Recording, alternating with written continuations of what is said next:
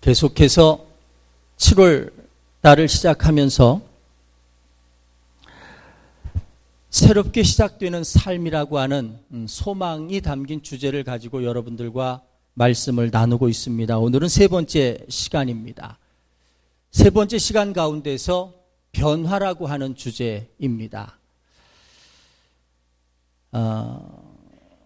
모든 사람들에게 공통된 현상이 있다고 합니다. 변화가 주어질 때 사람들은 대부분 변화가 생기면 두려워하기 시작하고 그리고 그 변화 때문에 스트레스를 받기 시작한답니다. 그래서 모든 사람이 변화를 싫어한다고 해도 과언이 아니라고 생각을 합니다. 사람들은요, 변화에 대해서 특별한 네 가지 감정을 갖게 되는데 첫 번째 감정은 뭐냐면 변화를 거부하는 마음을 갖게 된다는 겁니다. 누구에게라도 다 변화에 대해서 거부감을 갖는 속성은 우리 안에 기본적으로 다 있다는 겁니다. 그 다음에 두 번째는 뭐냐면 변화에 대해서 움츠러든다는 겁니다. 고양이나 야생 동물들이 자신에게 위기가 닥치거나 누군가 자신을 주시하는 것 같은 감각을 가지면 몸을 사리고 꼬리를 딱 세우는 것처럼 우리들의 인생에 뭔가 변화가 생기기 시작하려고 하면 거기에 대해서 우리는 잔뜩 움츠려 든다는 겁니다. 그 다음에 세 번째가 뭐냐면 변화를 두려워한다는 겁니다. 왜냐하면 앞일에 대한, 미래에 대한 예측할 수 없는 일들 때문에 두려워한다는 겁니다. 그런데 이 네 번째가 좀 특이합니다. 변화에 대해서 분노한다는 겁니다. 이건 뭐냐 하면 변화는 내가 지금 가지고 있는 권리나 내가 지금 행동하고 있는 특권을 포기하는 걸 의미하기도 하는데 이런 권리나 특권을 포기하는 것에 대한 분노가 있다는 겁니다. 우리나라가 많은 사람들이 통일을 원합니다. 그런데 서독과 동독의 통일 과정을 보면서 부유한 서독이 동독에게 많은 물자와 물질을 공급해서 형평을 맞추는 통일을 이루는 모습을 보면서 이것이 현대적인 통일의 방법이라고 이야기를 합니다. 북한에서는 아쉬울 것이 없겠지만 우리 남한에서 생각해 볼 때는 우리는 그러면 손해지 않겠느냐라고 하는 생각을 하게 됩니다. 이런 것도 여러분 변화가 갖는 분노일 수 있다라고 하는 겁니다. 그런데 성경은 이 변화가 하나님을 더 가까이 경험하게 되는 은혜와 통로가 될 수 있다고 이야기를 합니다. 하나님께서는요, 우리 인생에 닥치는 고난이나 역경을 통해서 하나님을 더 알게 하십니다. 또 때로는 그 고난이나 역경을 통해서 지금 내가 살고 있는 환경보다 더 나은 삶의 환경으로 옮겨 놓으시기도 합니다. 또 그 변화는 내가 그 변화에 대해서 어떻게 반응하고 어떻게 나아가느냐에 따라서 우리들이 이전에 생각해 보지 못한 새로운 삶의 자리로 옮겨갈 수도 있습니다. 반대로요, 지금 그냥 이대로가 좋다라고 생각하고 아무런 변화도 시도하지 않는 삶에는 정말 그 삶의 환경에 어떤 변화도 생기지 않는다라고 하는 거죠. 더 있습니다.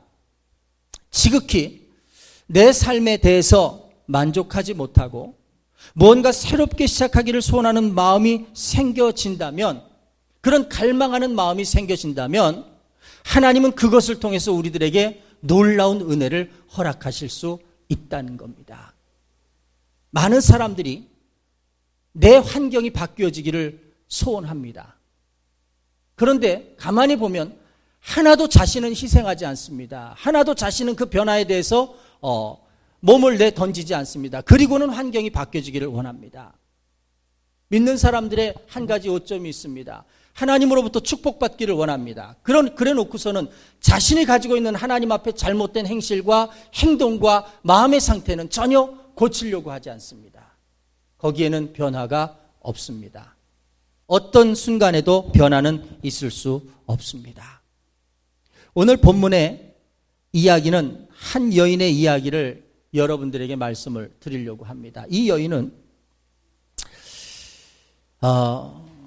기생이라고 하는 직업을 가지고 있었습니다.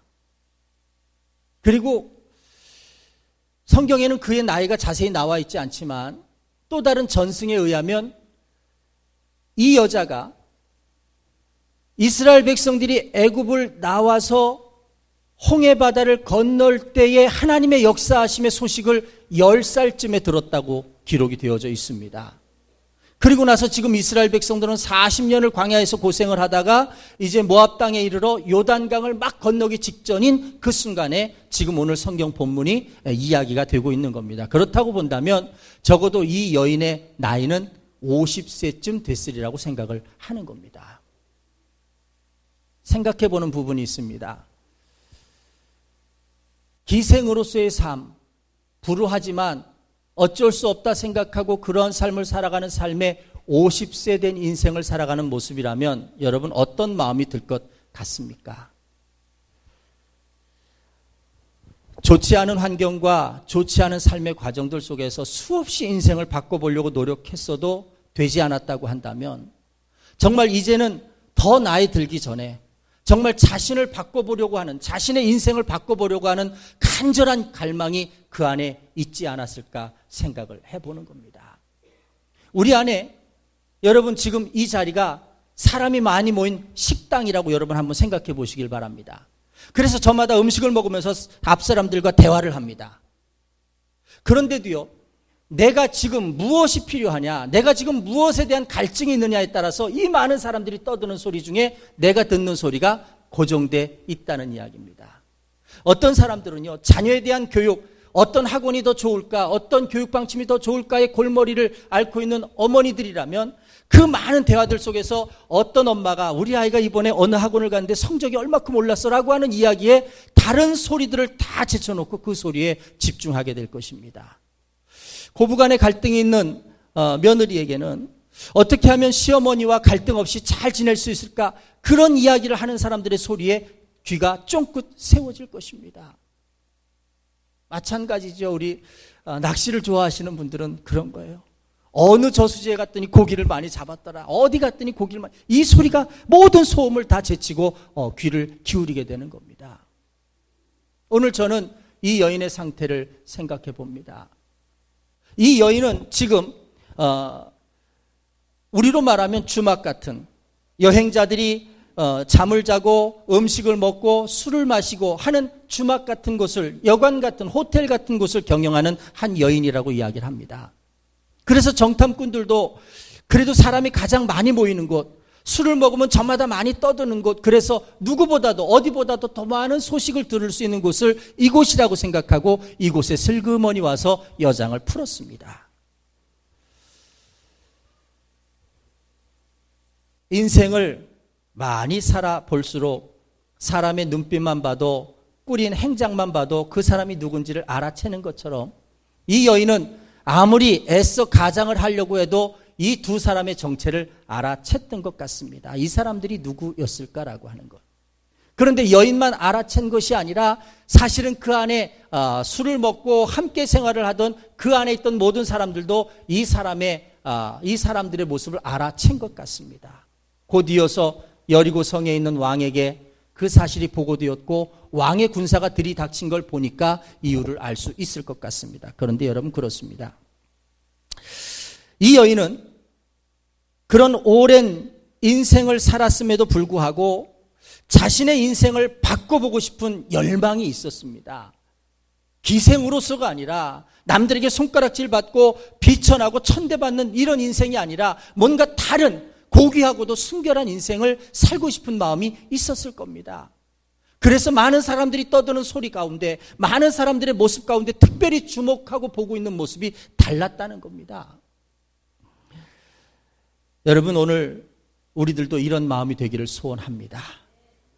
여러분들의 마음밭이 아름다운 옥토밭이 되어서 내가 이렇게는 살 수 없지 않겠느냐, 내가 새로워져야 하지 않겠느냐, 그렇다고 한다면 내가 하나님의 복된 존재가 되려면 적어도 내가 무엇을 변화하고 무엇을 바뀌어야 하는지 그것을 말씀 중에 듣고 깨달아야 되지 않겠느냐. 여러분, 그것을 발견할 수 있는 여러분들이 되길 주님의 이름으로 축복합니다. 이 여인은 이 위기의 순간에 오직 하나님을 바라보았습니다. 그리고 하나님께서는 그 여인의 태도를 기뻐하셨습니다. 여러분, 오늘 우리들의 삶에 위기가 있다면 그 위기 가운데 하나님의 숨결을 발견할 수 있는 여러분들이 되시기를 바랍니다. 하나님은 분명히 인생의 역경과 고난을 통해서 하나님을 온전히 바라볼 수 있는 삶으로 만들어 가신다는 겁니다. 그래서 믿음의 사람들은요, 고난을 두려워하지 않습니다. 인생에 어려움이 닥쳐도 그것을 진정한 어려움이라고 생각하지 않습니다. 왜냐하면 이것을 견디고 났을 때 그 어려움 뒤에 주어지는 축복, 어려움 뒤에 주어지는 하나님의 은혜가 분명히 있음을 우리는 알기 때문에 고난이 두렵지 않다는 겁니다. 이 여인은 지금 인생 앞에 닥쳐진 이 위기에 이 싸움을 이겨 나갔습니다. 그리고는 자신에게 주어진 축복을 받았습니다. 왜 그런 축복을 받았느냐? 이제 오늘 말씀이 그것을 설명하기 때문에 여러분들과 함께 하려고 합니다. 자, 먼저 이런 거지요. 라합이라고 이름하는 이 여인은 하나님의 은총을 입은 사람입니다. 사람들에게는 기생이고 사람들에게는 따로 영역을 지정해서 너희들은 이쪽에 살아라라고 구분된 그런 비참한 인생을 살았지만, 그러나 하나님은 그 여인을 주목하셔서 그 성의 많은 사람들 중에 그 여인을 통해 구원의 역사를 펼치시는 것을 볼 수가 있다는 겁니다. 여러분, 오늘 제가 이런 말씀으로 여러분들과 함께 말씀을 나누려고 합니다. 하나님께서는요, 문을 여시는 하나님이십니다. 자, 이 문은 우리가 지금 갑갑해하고 답답해하는, 그리고 열지 못해서 안타까워하는 그런 닫혀진 문을 의미합니다. 어떤 사람들에게는 마음이 문이 될 수도 있습니다. 어떤 사람들에게는 환경이 문이 될 수도 있습니다. 어떤 사람들은 이 세상에 가지고 있는 세상적인 지혜나 지식, 그리고 이타적인 생각, 여러 가지 것들이 문이 될 수도 있습니다. 그런데 하나님은 이 모든 문을 여시는 분이시다라고 하는 겁니다. 저와 여러분들이 오늘 말씀을 듣고 나서 정말 이 하나님께 대한 소망을 가지시고 모든 문에 대해서 열려지기를 원하시는 그런 모습이 되기를 다시 한번 소원합니다. 세 가지 주제를 가지고 여러분들에게 말씀을 드리려고 합니다. 라합의 삶을 통해서 하나님은 그 여인의 마음의 문을 먼저 여셨습니다. 그리고는 그 여인에게 믿음이 들어가게 만드셨습니다. 이것이 라합에게서 보여주는 첫 번째 모습이고요. 두 번째 모습이 있습니다. 하나님께서는 라합의 믿음을 통해서 그 땅을 여는 축복을 허락하셨다는 겁니다. 누구에게 열게 되었느냐 하면 이스라엘 백성들에게 열려지는 축복을 허락하셨다는 겁니다. 중요한 세 번째 의미가 있습니다. 라합의 믿음을 통해서 하나님은 그리스도를 향한 문을 열도록 우리들에게 말씀하고 계신다는 사실입니다. 이 부분은 조금 더 깊이 묵상해야 될 부분입니다. 그러면 첫 번째 부분을 한번 생각해 볼게요. 하나님께서는 라합의 마음의 문을 여셨다고 했습니다. 마음의 문을 여실 뿐만 아니라 그에게 믿음을 더하셨다고 말씀했습니다. 자, 정탐꾼들이 천병이라고 하죠. 포인트맨이라고 하는 이 사람들이 여호수아의 명령을 받고 요단강을 건너서 조심스럽게 이방인처럼 변장을 하고 여리고 성이라고 하는 곳에 들어갔습니다. 그런데 사실 여리고 성이 이전처럼 모든 성문을 열어놓고 그저 자유롭게 무역을 하고 그저 허랑방탕하게 사는 그런 성이 아니었습니다. 왜냐하면 200만 명이나 되는 사람들이, 그것도 모압 땅에 아주 유명하고 폭군으로 아주 굉장한 왕인 시온과 옥이라고 하는 왕을 물리치고 당당하게 승리자로 선 이스라엘 백성들이 요단강 앞에 머물렀다는 소식을 들으면서 곧바로 이제 얼마 20km만 다가오면 여리고 성이라는 이 위기의식을 가지면서 이 백성들이 잔뜩 긴장하고 있는 상태입니다. 그래서 이 긴장은 모든 사람들을 의심하고 모든 사람들을 적으로 생각합니다. 그런 성에 이 두 사람의 정탐꾼이 들어왔습니다. 그리고는 라합이라고 불리는 여자의 집에 들어갑니다. 이 여자의 집은 여행객들이 짐을 풀 수 있고 잠을 잘 수 있고 음식을 제공받을 수 있는 그런 집입니다. 이 여자의 직업은 기생이라고 하지요. 자, 이런 장소가 정탐을 위한 최적의 장소라는 것 누구라도 다 알 수 있는 것입니다. 그런데 라합은 벌써 오랜 삶의 경험으로 이 두 사람의 정체를 간파해 냈습니다. 자, 그런데요, 라합만 간파해낸 것이 아니라 다른 눈치 빠른 사람도 이 사실을 간파해내서 성경에는 그 사람이 여리고 왕에게 가서 이스라엘의 정탐꾼이 라합의 집에 숨어 있다는 사실을 고발합니다. 그리고는 병사들이 라합의 집 문 앞에 들이닥칩니다. 자, 그리고서는 어떻게 하느냐? 문을 두들기겠죠. 이 집에 첩자가 숨어 있는 정보를 받았다. 그러니 빨리 문을 열고 우리들에게 첩자를 내놔라. 이스라엘의 전승사에 보면 이때 광경을 어떻게 설명하고 있느냐면, 라합이요, 그 정탐꾼들이 집 안에 있고 이제 곧 병사들이 들이닥쳐서 끌고 가려고 하는 위기의 순간에 문을 열지 않고 시간을 끌었다고 이야기를 합니다. 잠깐만요, 옷 좀 입고요, 잠깐만요, 문을 좀 열고요. 그러는 사이에 정탐꾼들에게 얼른 몸을 숨기고 도망갈 것을 이야기합니다. 심지어는 병사들이 들이닥치니까 시선을 딴 데로 돌리기 위해서 지금 그런 사람들이 있었는데 그 사람들이 급하게 짐을 챙겨가지고 다시 요단강가로 도망을 갔으니까 빨리 쫓아가지 않으면 놓칠 거다 하면서 병사들을 채근에서 내어 보냅니다. 그리고는 그 두 명의 정탐꾼을 자신의 옥상 지붕을 덮기 위해서 준비해 놓은, 우리로 말하면 초가집 같은 집 무더기 안에 숨겨 놓습니다. 자, 오늘 저는 이 이야기를 좀 여러분들에게 드리려고 합니다. 왜 라합이 이렇게 행동했을까라고 하는 거죠.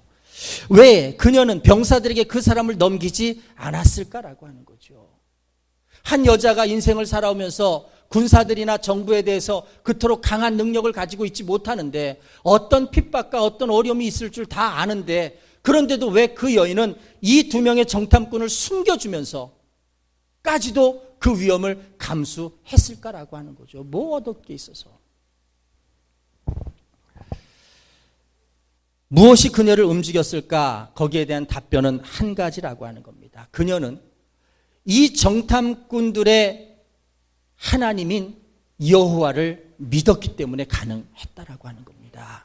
여러분, 오늘 우리들의 삶 가운데 참 많은 경로로 예수 그리스도가 우리의 구주이신 것과 하나님이 참 하나님이신 것을 알게 합니다. 요즘처럼 수많은 경로와 수많은 매체들이 우리에게 그 사실을 알게 하지요. 그런데 우리는 그 소식을 들으면서도 예수 그리스도에 대한 믿음과 하나님에 대한 진실한 순종을 이루기가 어렵습니다. 왜 그럴까요?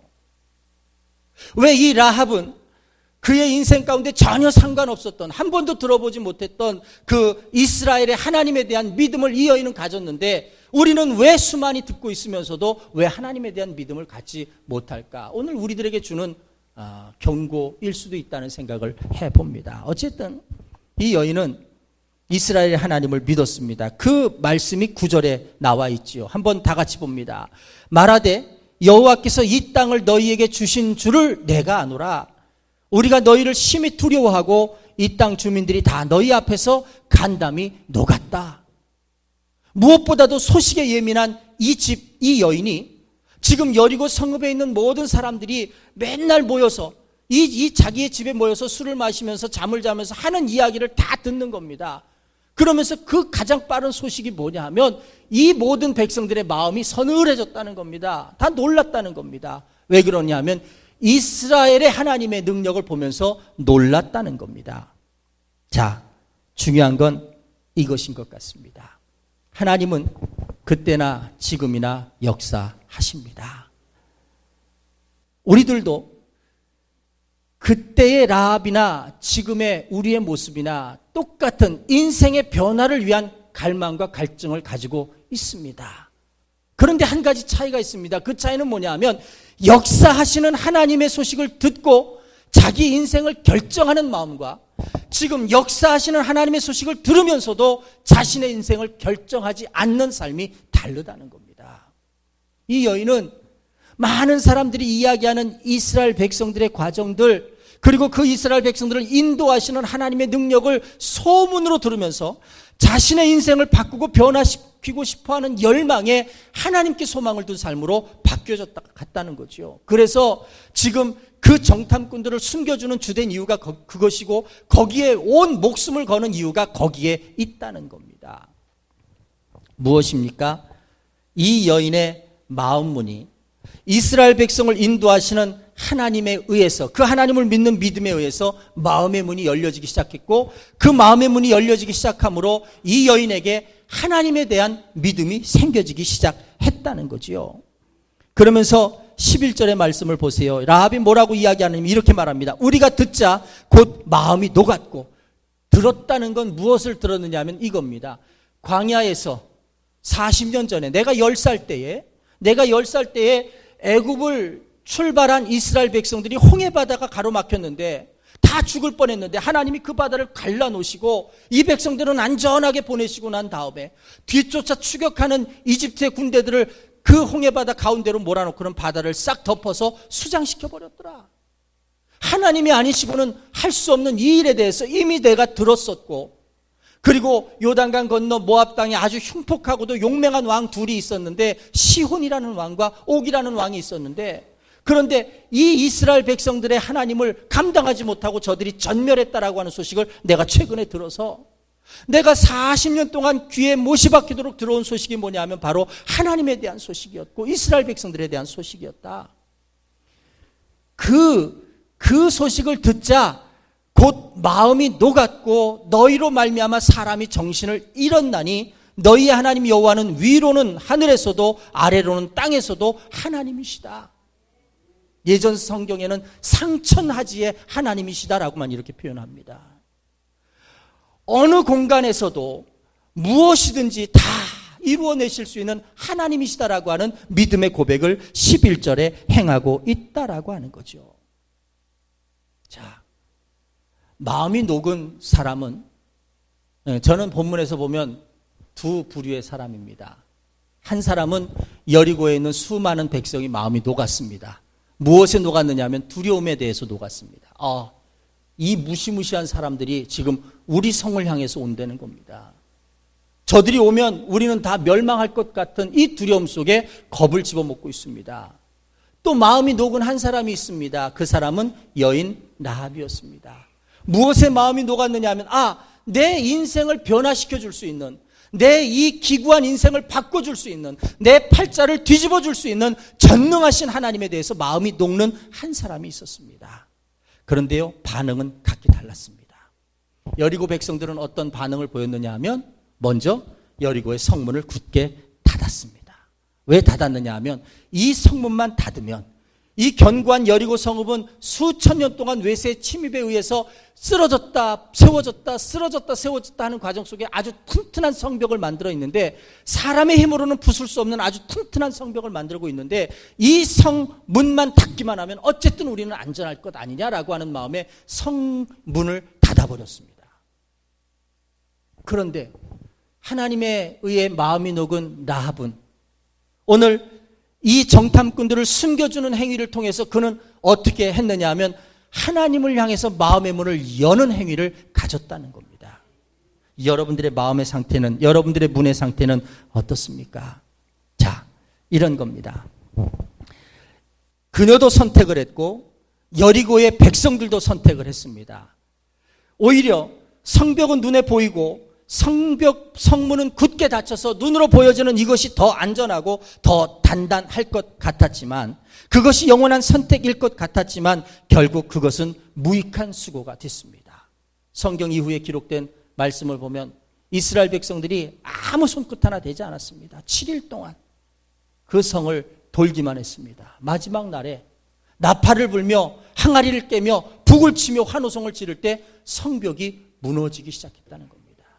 무익한 수고라는 건 그런 겁니다. 우리들의 인생에 이 정도면 내 인생이 보장되고, 이 정도면 내 삶이 든든하고, 이 정도면 내 삶이 탄탄대로다라고 생각하는 그것이 사실은 하나님의 한순간의 나팔 소리와 함성에 한순간에 무너져버릴 수밖에 없는 무익한 수고가 될 수 있다는 겁니다. 그러면 이 라합이라고 하는 여인이 선택한 길을 한번 생각해 보십시오. 이후에 말씀을 드리겠지만 이 여인은 결국 축복의 길을 선택했습니다. 여리고 성에서 유일하게 살아남은 사람과 그리고 라합의 가족이 되었습니다. 하나님의 축복은 거기서 끝나지 않았습니다. 그가 그 나이에 한 남자의 사랑을 받게 됐습니다. 성경의 내면에는 그 살몬이라고 하는 사람이 이 두 명의 정탐꾼 중에 하나였을 것이다는 이야기를 합니다. 아마 라합이라고 하는 한 여인의 기지와 용기에 반했을 수도 있고요. 그리고 정말 하나님을 향해서 온 인생을 거는 그 믿음에 반했을 수도 있고요. 하여튼 어떤 연유였든지 두 사람이 결혼을 했습니다. 그것뿐인가요? 성경에 라합이라고 하는 이름이 자주 등장합니다. 4권의 성경에 그 여인, 이방인의 여인의 이름이 기록되어져 있습니다. 찾아보십시오. 가장 중요한 것은 마태복음 예수님의 족보 가운데 들어있는 이름이 라합이라고 하는 이 사람이 들어 있습니다. 살몬의 아내 라합. 살몬과 라합에서 누가 났습니까? 읽어보시면 압니다. 보아스가 났습니다. 보아스와 룻 사이에서 누가 났습니까? 자녀가 났습니다.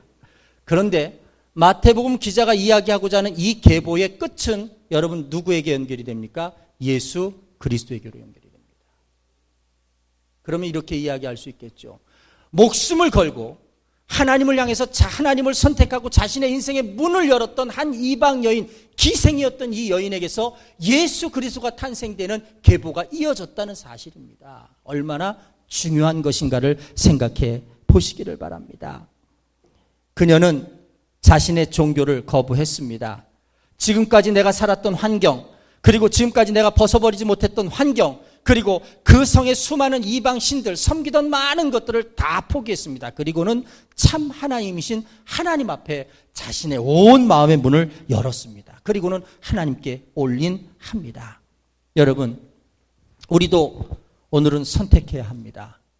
어떤 선택을 해야 영원한 선택을 하게 될 것이냐, 이것은 여러분들에게 달려 있습니다. 살아계신 하나님을 선택할 것이냐, 아니면 세상을 섬길 것이냐, 이건 내게 달려 있는 겁니다. 또 정말 하나님 앞에 완전하신 예수 그리스도께 내 자신을 드릴 것이냐, 아니면 예수 그리스도를 내 마음 밖에 내려놓고 내가 세상의 음성을 들으면서 세상적인 삶으로 살아가느냐, 이 선택도 내게 달려 있습니다. 라합처럼 하나님을 바라보고 하나님을 향하여 마음의 문을 열고 선택한 삶이 되어진다면 적어도 그 인생이 부서지고 그 인생이 무너지는 일들은 경험하지 않게 되리라는 것이 오늘 성경이 우리들에게 주는 교훈이라는 겁니다. 여러분, 여리고 백성들이 행했던 것처럼 복음을 향해서, 하나님의 능력을 향해서 여러분들의 마음의 문을 닫지 않기를 주님의 이름으로 축복합니다. 아무리 여러분들이 견고하게 닫아도 하나님의 한 번의 손짓과 한 번의 호흡이면 다 부서져 버릴 수밖에 없다라고 하는 거죠. 자, 두 번째로 우리들에게 주는 교훈이 있다는 겁니다. 하나님께서는 라합을 통해서 그 땅의 문을 여셨다는 사실입니다. 요단강을 이스라엘 백성들이 건너서 가장 처음에 만난 성이 이 여리고 성읍입니다. 무엇보다도 첫 걸음이 중요한 거지요. 그런데 그 첫 걸음에 이스라엘 백성들의 첫 승리에 그 문을 연 사람이 라합이라고 하는 한 여인이 있었다는 사실이죠. 성경 히브리서 11장 31절은 그녀가 행한 일에 대해서 라합을 칭찬하고 있습니다. 거기에 보면 이렇게 기록합니다. 믿음으로 기생 라합은 정탐꾼을 평안히 영접하였으므로 순종치 아니한 자와 함께 멸망치 아니하였다라고 말합니다. 믿음으로 라합은 이렇게 이야기합니다. 히브리서 11장은 여러분들이 다 아시잖아요. 다 사람들의 이름이 쭉 나오는데 그 사람들의 이름 앞에 꼭 나오는 게 있습니다. 믿음으로 아담은, 믿음으로 아브라함은, 믿음으로 라고 모든 사람들 앞에 믿음의 이름을 붙여 가지요. 그런데 그 라합의 앞에 믿음으로 기생 라합은이라고 이름을 붙입니다. 그리고요, 야고보서 2장 25절에도 라합의 이름이 나타납니다. 기생 라합이 사자를 접대하여 다른 길로 나가게 할 때에 행함으로 의롭다 하심을 받은 것이 아니냐라고 말합니다. 야고보 사도는 행함으로 믿는 믿음에 대한 이야기를 하죠. 그러면서 기생 라합이 그렇게 정탐꾼들을 숨겨줄 뿐만 아니라 그들의 생명을 살려보낸 것은 행함으로 믿는 믿음이었다라고 야고보 선지자는 이야기를 합니다. 결국요, 하나님께서는 라합의 이 믿음을 자기 백성을 위하여 문을 여는데, 그 땅의 문을 여는데 사용하셨다라고 하는 겁니다. 여러분, 오늘 우리들에게도 이 믿음이 있기를 주님의 이름으로 축복합니다. 자, 여호수아 2장 마지막 부분에 보면 24절의 말씀이죠. 이 정탐꾼들이 여호수아에게 돌아갔습니다. 사실은 여러분, 지금 상황을 보면 정탐꾼들이 여리고성 곳곳을 돌아다니면서 상황을 파악하거나 정보를 수집하지 못했습니다. 그냥 초입에 라합의 집에 들어왔다가 그만 초입에 발각돼서 불이 나게 도망간 겁니다. 어떤 정보도 어떤 소식도 듣지 못했습니다. 그런데 여호수아에게 가서 무엇이라고 보고를 하느냐 하면 24절의 말씀입니다. 또 여호수아에게 이르되 진실로 여호와께서 그 온 땅을 우리 손에 주셨으므로 그 땅 모든 주민이 우리 앞에서 간담이 녹더이다 하더라. 자, 지금 이 소식은 누구의 이야기입니까? 라합의 이야기입니다. 지금 두 명의 정탐꾼이 여호수아에게 가서 이 여리고성의 상황을 전하는데 지금 라합이 알려준 소식을 전하고 있다라고 하는 사실이죠. 여호수아는 이 이야기를 듣고 여리고를 향해 진군할 것을 계획하고 실행합니다.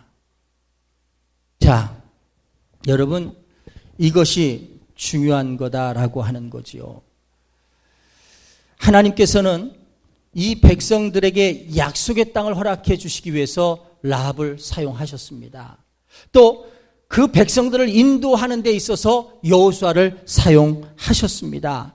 이 둘은요, 모두 자기 백성을 위한 하나님의 계획에서 사역하는 나름대로의 위치를 가진 사람들이었다는 겁니다. 오늘요, 제가 이 제목을 하나님의 사명, 놀라운 하나님의 사명이라고 말씀드린 이유는 한 가지입니다. 하나님이 여러분들을 사용하기를 원하십니다.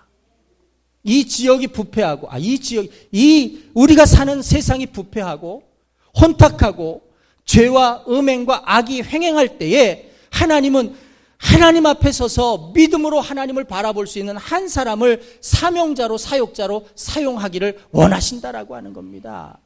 그 한 사람이 오늘 라합이요, 그 한 사람이 여호수아요, 오늘 그 한 사람이 여러분들이 되기를 원하신다라고 하는 겁니다. 그 한 사람 때문에 그 땅의 문이 열렸고, 그 한 사람의 믿음 때문에 그곳이 하나님의 나라의 백성들과 땅이 되었다는 사실을 기억하시기를 바랍니다. 그런데 한 가지 더 깨달아야 될 것이 있습니다. 히브리서 4장으로부터 보면 하나님의 백성은 이 땅에서의 평안과 안식뿐만 아니라 더 나은 안식을 원하고 더 나은 안식을 향해 나아가는 자들이다라고 말씀하고 있습니다. 더 나은 안식이 어디겠습니까? 영원한 안식. 이 세상의 삶이 다가 아니라 이 세상의 삶 이후에 주어지는 영원한 세계가 우리에게 있음을 설명하고 있다라고 하는 거죠. 그것이 오늘 마태복음 1장에 나오는 이 살몬과 라합의 사이에서 보아스가 났고, 보아스와 룻 사이에서 후대가 났고, 그리고 그 후대에 예수 그리스도가 탄생되었다는 연결점이 거기에 있다라고 하는 거죠. 여러분, 결국 성경은 그런 겁니다. 라합의 아들 예수 그리스도가, 그가 신실한 라합과도 같은 순종과 헌신으로 인해서 그도 역시, 예수 그리스도 역시 하나님의 사역에 신실한 순종과 헌신으로 우리들을 영원한 안식으로 인도해 들이신다는 사실입니다. 그 땅의 문을 여시는 분이 누구시냐? 예수 그리스도시다라고 하는 거죠. 그분을 깨닫고 그분을 바라볼 수 있는 여러분들이 되기를 주님의 이름으로 축복합니다. 자, 세 번째 의미는 이런 겁니다. 라합이라고 하는 한 여인의 믿음을 통해서 그리스도를 향한 문을 여신다라고 하는 거죠. 오늘 사실 제가 이 라합, 여호수아 시대에 또 이스라엘 백성들이 가나안을 들어가게 되는 과정들의 그 수천 년 전의 역사 이야기를 제가 시시콜끼리 말씀을 드리는 이유는 한 가지입니다. 왜냐하면 그 수천 년의 역사도 사실은 예수 그리스도를 증거하기 위한, 그리고 우리들의 인생을 예수 그리스도 앞으로 이끌어가기 위한 사실은 시도라는 사실을 여러분들과 나누고 싶었기 때문에 그렇습니다. 정탐꾼들이 여인의 집을 떠나기 전에 이 라합이라고 하는 여자는 그들에게 요구합니다. 무엇이라고 요구합니까? 내가 당신의 생명을 지켜줬으니까 당신들이 이 땅에 쳐들어올 때에 내 생명을 지켜주셔야 됩니다. 그리고 약속의 증표를 주셔야 됩니다. 나뿐만 아니라 내 아버지, 내 형제들까지도 보호해 주셔야 합니다. 그래 정탐꾼들이 감동을 받았어요. 그렇게 하자.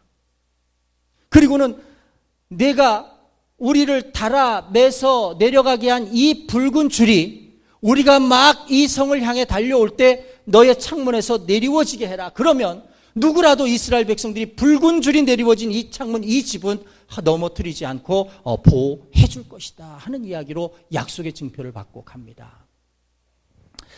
여러분, 이 붉은 줄의 중요성의 의미가 있습니다. 사실은요, 이 붉은 줄은 어떤 의미가 있느냐 하면 그 당시에 여기가 유흥가다라고 하는 구역을 표시하는 데 있어서 줄을 친 것이 붉은 줄의 의미입니다. 이 붉은색은 성적인 것을 의미한다는 거죠. 여러분, 홍등가라는 이야기 들어보셨습니까? 유흥가 중에서도 몸을 팔거나 그런 사람들이 있는 곳을 홍등가라고 이야기하죠. 왜 그렇겠습니까? 붉은색이라는 겁니다. 이건 어느 시간에 정해진 것이 아니라 그대로부터 이렇게 정해져 왔고, 이 라합이라고 하는 여인이 사는 이 주변에는 여리고성에서 이곳은 유흥가, 홍등가다라고 해서 붉은 줄을 쳐놨습니다. 그래서 붉은 줄이 있었던 겁니다. 성경에도요, 이 이야기를 표현을 하는데 아가서 4장 3절에 보면 신랑이 신부에게 이렇게 말합니다. 내 입술은 홍색 실 같다라는 거죠. 나를 성적으로 유혹하는 그런 색깔 같다라고 하는 이야기입니다. 또 예레미야서 4장 30절에는 하나님께서 매춘부가 돼서 다른 신들을 쫓아다니는 자기 백성들에게 붉은 옷을 입고 금치장을 하고 온갖 장식구를 달고 다니는 너희들이라고 이야기를 합니다. 다 음행한 자들을 표현하는 말씀입니다. 그런데 히브리어의 이 붉은 줄이라고 하는 이 로프라고 하는 이 단어가 여러분 놀랍게도 또 다른 의미를 갖고 있습니다. 그것이 뭐냐면 희망이라고 하는 의미입니다. 여러분, 하나님 안에서 이 어원을 잘 생각해 보시길 바랍니다. 아무리 기구한 인생을 살고 있더라도 그 삶에 변화를 소원하는 한 가지 소원이 있어 그 소원을 하나님께 향하고 있다면 그 사람에게는 희망이 있다는 겁니다. 우리들의 인생이 아무리 기구해도 오늘 우리를 바꿔주실 예수 그리스도를 향해서 소망을 가지고 있다면 우리는 희망이 있는 인생이라는 겁니다. 거기에는 결코 절망이 통용되지 않습니다. 사실 성경의 원문에는 붉은색이라고 이야기하지만 원문에는 스칼렛이라고 하는 주홍색이라고 이야기를 합니다. 너희의 죄가 주홍빛같이 붉을지라도라고 하는 같은 의미입니다. 예수 그리스도가 십자가에서 피를 흘리시고 우리의 죄를 사하신 것이 거기에 있습니다. 주홍빛 같은 붉은 죄를 피가 아니면 사할 수가 없었습니다. 그래서 우리에게 피를 흘려주심으로 우리의 죄를 용서하셨고 사하여 주셨습니다. 우리는요, 라합의 집의 창문에 매달린 붉은 수시를 지금도 바라보고 달려가는 겁니다. 무엇을 바라보느냐 하면 예수 그리스도가 십자가에서 흘리신 붉은 보혈의 피를 바라보면서 달려간다는 겁니다. 거기에는 희망이 있습니다. 거기에는 소망이 있습니다.